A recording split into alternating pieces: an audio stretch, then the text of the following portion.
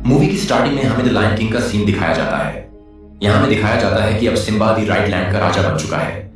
सभी जानवर उसे राजा के रूप में स्वीकार करते हैं। दूसरी तरफ दोस्तों हमें सिम्बा की बीवी को दिखाया जाता है जो कि रास्ता भटक गई थी। उसे घर का रास्ता नहीं पता था, वो बस सिम्बा का इंतजार कर रही थी। उसे इस बात की उम्मीद थी कि सिम्बा उसे जरूर ढूंढ लेगा। यहां दोस्तों हमें दिखाया जाता है कि सिम्बा को एक बेटी हुई है जिसका नाम है क्यारा।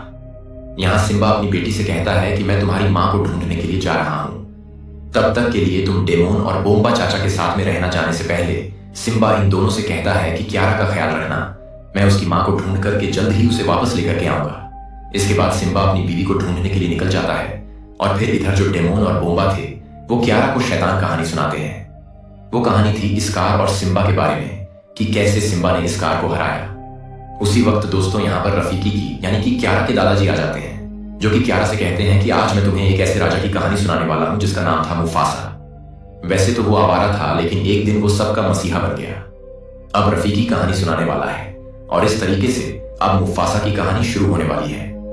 ये दिखाया जाता है कि लगभग कई सालों से बारिश न होने की वजह से सूखा पड़ गया था। सभी जानवर प्यास से तिलमिला रहे थे। यहां हमें मुफासा और उसके माता पिता को दिखाया जाता है। वो अपनी मां से पूछता है कि उस रोशनी के पास क्या है। उसकी मां कहती है कि उस जगह का नाम है मिलेले और हम एक दिन उस यहां पर जरूर जाएंगे। उसी वक्त चारों तरफ काले बादल छा जाते हैं क्योंकि आज बादल बरसने के मूड में थे। जब बारिश हुई तो धीरे धीरे पानी इकट्ठा होने लगा और ये देख करके जानवर भी काफी खुश हो गए। लेकिन दोस्तों नदियों का जो पानी था वो धीरे धीरे बढ़ने लगा। बाढ़ आने की वजह से जो जानवर थे वो भागने लगे। लेकिन दोस्तों यहां पर जो मुफासा था वो गलती से छोटे से तालाब में जाकर के गिर जाता है। पानी के बहाव की वजह से वो बाहर नहीं निकल पा रहा था। उसको बचाने के लिए उसके पिता तालाब में जंप कर देते हैं। काफी मुश्किलों से वो मुफासा को अपने मुंह में पकड़ते हैं और किनारे पर फेंक देते हैं, जिसके बाद मुफासा जाकर के बांध पर जाता है। उसकी मां उसे कह रही थी कि बेटा धीरे धीरे बांध को आगे बढ़ाओ, तुम इसे पार कर सकते हो। लेकिन उसी वक्त एक हाथी बहते हुए आता है और इस बांध को तोड़ देता है, जिसकी वजह से जो मुफासा था वो भी पानी के साथ में बहने लगता है। अब इस तरीके से जो मुफासा था वो पानी में बहते हुए काफी दूर आ जाता है। वो अपने माता पिता दोनों से काफी दूर आ गया था। पानी का बहाव मुफासा को लाकर के एक छोटे से तालाब में छोड़ देता था। उसी वक्त हम यहाँ पर एक शेर के बच्चे को देखते हैं जिसका नाम था टाका, जो कि मुफासा को देखता है और उसे कहता है कि मैं तुम्हें एक राज की बात बताना चाहता हूँ। टाका बताता है कि तुम्हारे पीछे मगरमच्छ आ रहे हैं, वहां से भागो। मुफासा भागते हुए किनारे पर आता है और टाका उसे पकड़ लेता है। मगरमच्छ जैसे ही इनके करीब आकर खाने वाले थे उसी समय यहाँ पर टाका की मां आ जाती है जिनका नाम था ऐसा, और वो इन दोनों बच्चों को बचा लेती है। टाका अपनी मां से कहता है कि मैं मुफासा को साथ लेकर के चलना चाहता हूं। तो उसकी मां कहती है कि तुम्हें नियम अच्छे से पता है, हम आवारा को नहीं रख सकते हैं। जिसके बाद मुफासा कहता है कि मैं आवारा नहीं हूं, बस मैं अपने परिवार से अलग हो गया हूं। नदी का भाव मुझे यहां तक लेकर के आया और मुझे मेरे मम्मी पापा से अलग कर दिया। उसका दुर्हक सुनने के बाद ऐसा उसे लेकर के अपने साथ आती है, या हम ऐसा के पति उबासी यानी कि यहाँ के महाराज को देखते हैं, जिनका साफ साफ कहना था कि हमारे ग्रुप का नियम है, हम आवारा अपने ग्रुप में नहीं रख सकते हैं। मुफासा कहता है कि मैं आवारा नहीं हूं, मेरे मम्मी पापा मुझे ढूंढ लेंगे, फिर मैं यहां से चला जाऊंगा। वैसे मैं बहुत तेज दौड़ता हूं, मैं आपको भी हरा सकता हूं। यह सुनकर के उबासी कहता है कि ठीक है, अगर ऐसी बात है तो तुम्हें मेरे बेटे टाका के साथ एक रेस लगानी होगी। अगर तुम इस रेस को जीते तो तुम यहां पर रह सकते हो, और अगर हारे तो तुम्हें फौरन यहां से निकाल दिया जाएगा। मुफासा को यह शर्त मंजूर थी, इसलिए वो टाका के साथ रेस लगाता है। दोनों के बीच में रेस शुरू होती है और यहां हमें दिखाया जाता है कि टाका हर समय आगे था। वो मुफासा से काफी तेज दौड़ रहा था। वैसे मुफासा एक बार पानी में गिर जाता है, लेकिन टाका आकर के उसे बचाता है और उसे दौड़ने के लिए कहता है। वैसे अगर मैं आपको बताऊं तो टाका चाहता तो यह रेस आराम से जीत जाता, लेकिन वो मुफासा से कहता है कि मुझे शुरू से ही एक भाई की जरूरत थी। इतना कहने के बाद जो टाका था वो अपनी रफ्तार धीरे कर लेता है और जानबूझ करके ये रेस हार जाता है। इस बात से उबासी को काफी बुरा तो लगता है, लेकिन फिर भी टाका काफी खुश था क्योंकि अब उसे एक नया भाई मिल गया था। मुफासा के आने से पहले वैसे तो वो अकेला ही रहता था, लेकिन अब मुफासा के आ जाने के बाद वो हर वक्त उसके साथ में रहता है, उसके साथ ही खेलता है, और इस तरीके से दोनों खेलते कूदते बड़े हो जाते हैं। वैसे तो इन दोनों के साथ में रहते काफी साल बीत चुके थे और दोनों के बीच में काफी गहरी दोस्ती हो गई थी, एक भाई के जैसा। लेकिन आज तक उबासी मुफासा को आवारा ही समझता रहा, वो उसे नहीं अपना पाया। हालांकि एक दिन उबासी अपने बेटे टाका से कहता है कि जिसे तुम अपना भाई मानते हो ना, वो तुमसे एक दिन सब कुछ छीन लेगा। हम यहाँ के नवाब नहीं बल्कि वो नवाब बन जाएगा। लेकिन इस बात को टाका ज्यादा सीरियस नहीं लेता है, तो हमें दिखाया जाता है कि जो मुफासा था वो ऐसा के साथ में शिकार करने के लिए आया था। इस वक्त मुफासा काफी अच्छा शिकारी बन चुका है। जब ये दोनों शिकार करने के लिए आए थे तो यहाँ टाका चुपके से इन दोनों को देख रहा था। वैसे तो ये दोनों शिकार करने में बिजी थे और इन्हें नहीं पता था कि इनके सामने कितनी बड़ी मुसीबत है। दूसरी तरफ हम दो व्हाइट कलर के शेर को देखते हैं। वो भी यहाँ हिरण का शिकार करने के लिए आए थे। उसी वक्त जो ऐसा थी वो अपनी बेटे टाका को देख लेती है। उसी वक्त टाका सामने से उन दोनों सफेद शेरों को देखता है, जिन्हें देख वो शांति से बैठ जाता है।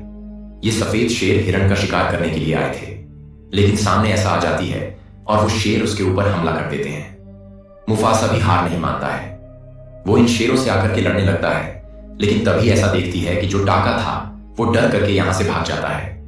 जो मुफासा था वो इन दोनों शेरों पर हमला करता है, जिनमें से वो एक शेर को खत्म कर देता है। एक शेर खत्म हो जाने के बाद जो दूसरा शेर था वो कमजोर पड़ जाता है, इसलिए वो यहां से भाग जाता है। इसके बाद मुफासा ऐसा को लेकर के उबासी के पास आता है। यहां पर ऐसा उबासी को बताती है कि अगर आज मुफासा नहीं होता तो मैं जिंदा नहीं होती। वो शेर भूत के जैसे थे और काफी ताकतवर थे। यहां पर जो उबासी था वो मुफासा से कहता है कि मैं तुम्हारा एहसानमंद रहूंगा, तुमने मेरी बीवी की जान बचाई है। तभी मुफासा कहता है कि मैं हवाओं की दिशा से महसूस कर पा रहा हूं कि वो शेर अपनी टोली लेकर हमारे इधर ही आ रहे हैं। अगर आपको मेरी बातों पर यकीन नहीं है तो आप किसी खबरी को भेज करके पता लगा लीजिए। इसके बाद उबासी अपने एक खबरी को भेजता है ये पता लगाने के लिए कि वो शेर कहां तक पहुंचे हैं। अब दोस्तों यहां पर सीन शिफ्ट होता है और हमें सफेद शेरों की पूरी टोली को दिखाया जाता है। इनका जो राजा है उसका नाम क्यूरोस है और मुफसा ने जिस शेर को मारा वो क्यूरोस का बेटा था। अब जो शेर वहां से भाग गया था वो क्यूरोस को बताता है कि जिसने आपके बेटे को मारा वो शायद वहां का नवाब का बेटा है। इस शेर की खुशबू से क्यूरोस को मालूम चल जाता है कि यह उसके बेटे को मरने के लिए छोड़ आया, इसलिए उसके लोग उसे जान से मार देते हैं। उसी वक्त हम उस शेर को देखते हैं जिसे उबासी ने खबरी बना करके भेजा था। वो जब इनकी पूरी टोली को देखता है तो ये खबर लेकर के फौरन अपने महाराज के पास जाता है और बताता है कि वे शेर काफी ताकतवर हैं। हमारे दो सिर उनके एक सिर के बराबर हैं, हम उनका मुकाबला नहीं कर पाएंगे। इसीलिए उबासी अपने बेटे से कहता है कि अगर तुम्हें नवाब बनना है तो तुम्हें इस जगह को छोड़ करके अभी के लिए जाना होगा। सुबह में हम देखते हैं कि जो ऐसा थी वो टाका और मुफासा से कहती है कि तुम्हें उस रोशनी के पास जाना है जिसका नाम है मिलेले, और तुम दोनों को वहां पर एक अच्छी जिंदगी मिलेगी। उस दिन टाका डर की वजह से इन दोनों को छोड़ करके चला आया था, इसीलिए वो बहुत शर्मिंदा था। यहां उसकी मां उससे कहती है कि तुम्हें भी अपनी बहादुरी दिखाने का मौका मिलेगा, लेकिन अभी के लिए तुम्हें यह जगह छोड़ के जाना होगा, वरना वो तुम्हें मार देंगे। टाका और मुफासा के चले जाने के कुछ समय के बाद क्यूरोस अपने सभी शेरों को लेकर के यहां पहुंच जाता है। क्यूरोस कहता है कि जहां तक सूरज की रोशनी है वहां तक पूरा मेरा राज होगा। जिसके बाद उबासी कहता है कि हमें तुमसे लड़ने का कोई शौक नहीं है।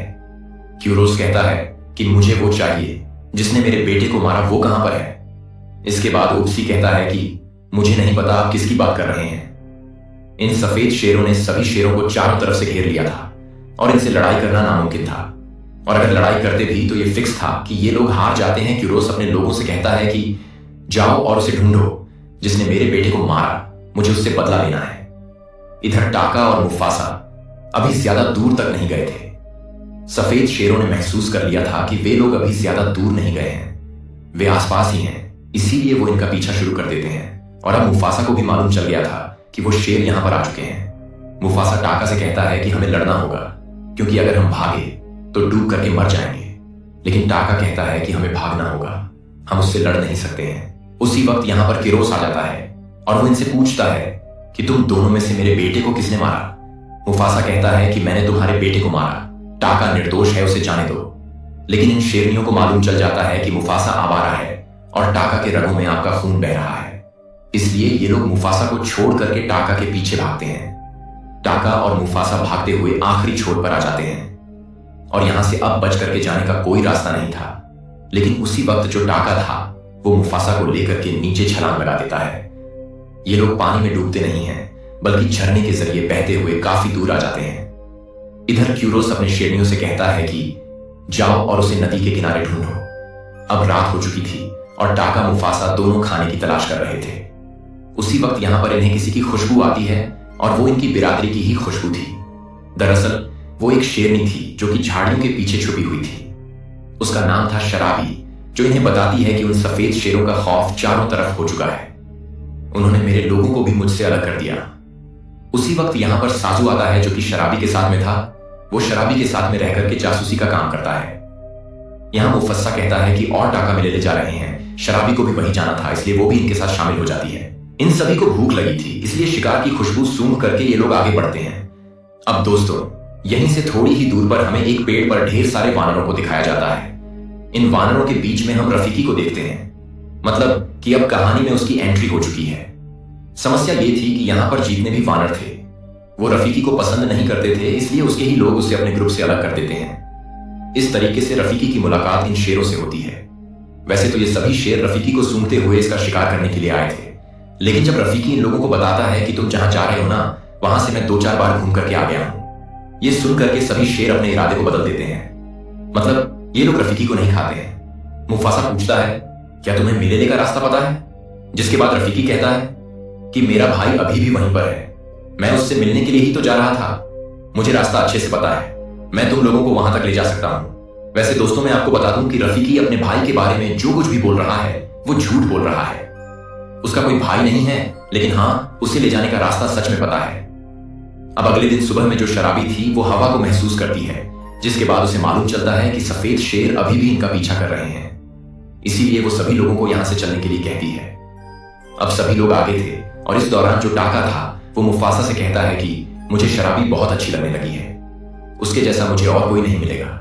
उसके सामने आते ही मैं सब कुछ भूल जाता हूं। मुझे ये बताओ कि बात कैसे आगे बढ़ेगी, मैं उसके पास जाकर के कैसे बात करूं? जिसके बाद मुफासा कहता है कि जब वो पास से गुजर रही थी तो उसके शरीर में से फूलों की खुशबू आ रही थी, जिसका मतलब है कि वो जहां पर रहती है वहां चारों तरफ फूल ही फूल है। ये सुनने के बाद टाका फौरन शराबी के पास जाता है और उससे बात करने लगता है। जब वो शराबी से कहता है कि तुम्हारे शरीर से फूलों की खुशबू काफी अच्छी आ रही है, तो यह सुन शराबी काफी सरप्राइज हो जाती है। वैसे मुफासा ने एक फूल का नाम भी लिया था। उस फूल का नाम सुनने की वजह से ही शराबी सरप्राइज होती है। खैर, अब थोड़ा आगे जाने के बाद इन लोगों को ढेर सारे हाथियों का झुंड दिखाई देता है। उसी वक्त मुफासा देखता है कि सफेद शेर इनके बहुत करीब आ गए हैं। आश्चर्य की बात यह थी कि जिस इलाके को इन लोगों ने नीचे से पार किया, उसे सफेद शेर छलांग लगा करके मिनटों में पार कर लेते हैं। अब वे शेर इनके बहुत करीब आ गए थे और उनसे बचने के लिए इन्हें कुछ तो जुगाड़ जरूर करना होगा। शराबी भागते हुए पेड़ के ऊपर जाती है और वहां पर जो छत्ता लगा हुआ था वो नीचे गिरा देती है। छत्ता जैसे ही नीचे आकर के गिरा तो उसकी वजह से जो हाथी थे वो तिल मिलाने लगते हैं। हाथियों का झुंड भागना शुरू करता है और इसी वजह से जो सफेद शेर थे वो डायरेक्ट हमला नहीं कर पाते हैं। इस बीच जो शराबी थी वो पेड़ की टहनी से लटकी हुई थी, लेकिन टहनी टूटने की वजह से वो नीचे हाथियों के झुंड में गिर जाती है। मुफासा भागते हुए शराबी के पास जाता है, उसे वो साइड में करता है और उसकी जान बचाता है। हाथियों के झुंड का काफिला काफी जोरदार था और इसी काफिले की वजह से पहाड़ों का जो मीनार बना हुआ था वो गलती से टूट जाता है, जिसकी वजह से अब सफेद शेर एक साइड से दूसरी साइड नहीं जा पाते हैं।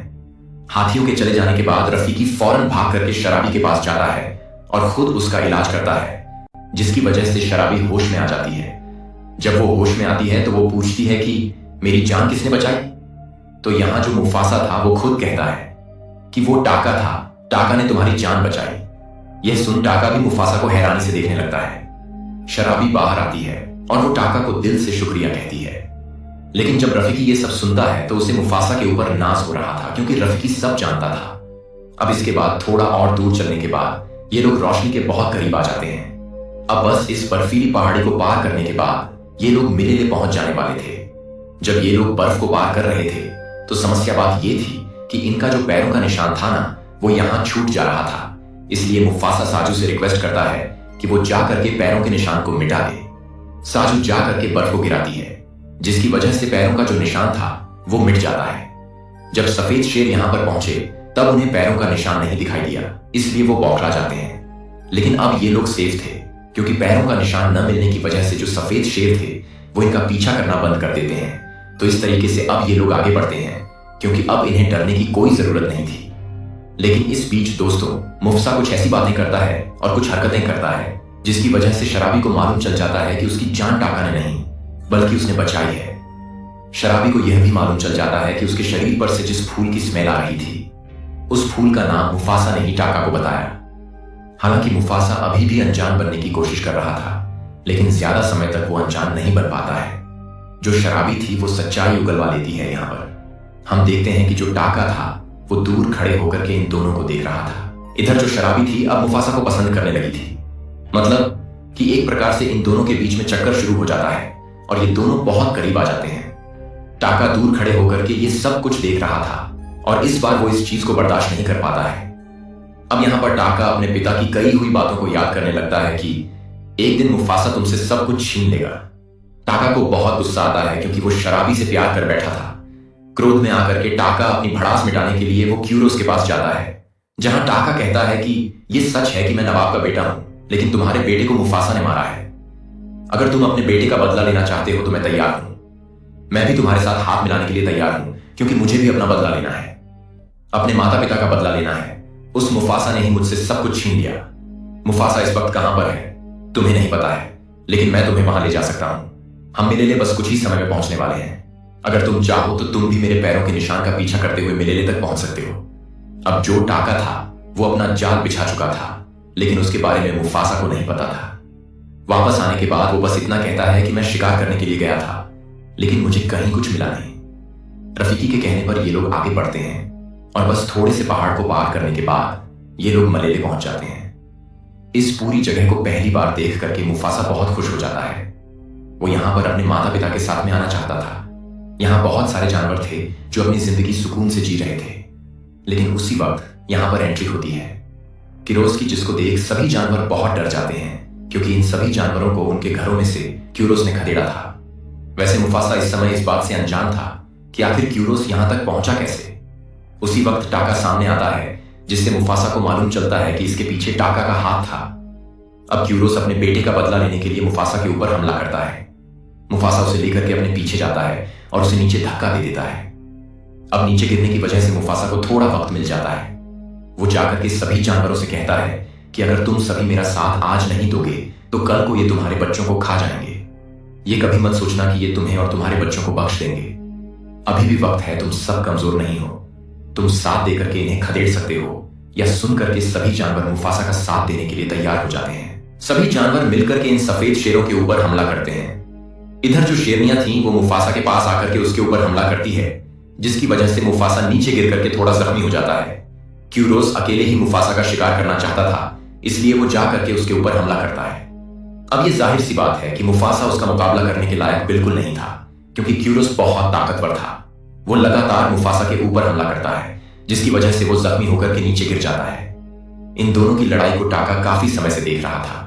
वो मुफासा के बारे में सोचने लगता है और शर्मिंदा होकर मुफासा की मदद करने के लिए, उसे बचाने के लिए वो सामने चला जाता है, जिससे टाका जख्मी हो जाता है और कहता है उसे मत मारो, उसे जाने दो। लेकिन क्यूरोस रुकने वाला नहीं था, उसे बदला लेना था।